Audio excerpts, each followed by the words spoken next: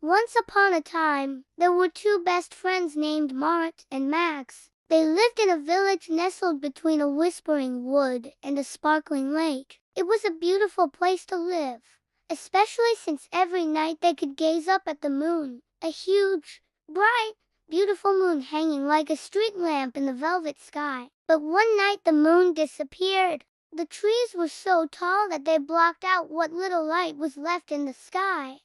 And the closer he walked to the center of the wood, the darker it became. Below them, the current was strong and fast. Looking up, he saw that the first rays of sunlight were beginning to touch the tops of the trees. Then he saw it. It was Max, his voice filled with worry. But when he saw the moon in the sky, his face lit up with joy. "Quick, we have to tell everyone," he said, and together they raced through the village, calling everyone to come and look at the moon. There in the sky, the moon hung like a giant pearl in a sea of blue. Taking a deep breath, Mart turned and ran towards the village. "It was right over there," said the dragon, pointing with his snout. "Thank you," said Mart, and then he dove into the water. Suddenly, something rustled in the bushes, and Mart jumped back in surprise. Out popped a small brown rabbit, its nose twitching. "Oh, hello," said the rabbit. "Are you lost?" "I'm looking for the moon," said Mart. "The moon? Why,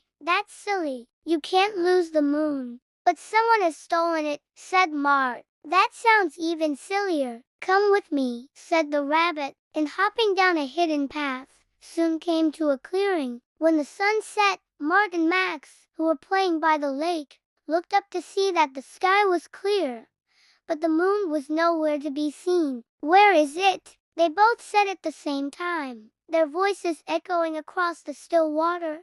Then, remembering an old folktale, Mart said, "Someone must have stolen it."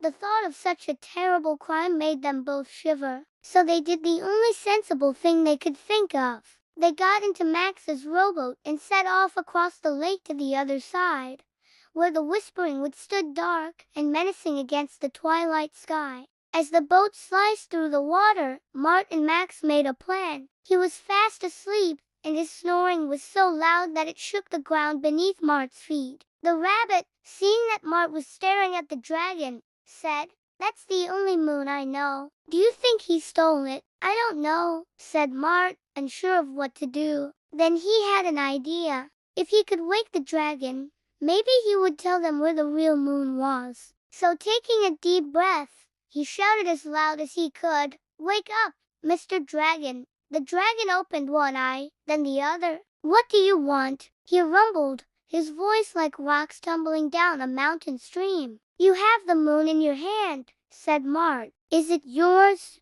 The dragon looked down at the glowing orb in his hand and sighed. "No, it's not mine. I found it lying in the river and thought I'd take it home to dry it off. Would you like to see where I found it?" "Yes, please," said Mart, and the dragon, with a flick of his tail, took off into the air, with Mart clinging on for dear life. Whoever had stolen the moon must have hidden it somewhere nearby, so they agreed to search the wood together, promising to meet back at the lake at sunrise if they didn't find it. Then, with a final wave, they split up and began to search. As Mart walked deeper into the wood, he started to feel scared. In the middle of the clearing sat a huge, very sleepy-looking dragon. They flew over the tops of the trees, then above the dark rooftops of the village until they reached the river. When Mart emerged from the river, he could hear the sound of waves lapping on the shore and the cry of a lonely night bird. As he ran, he could hear someone shouting,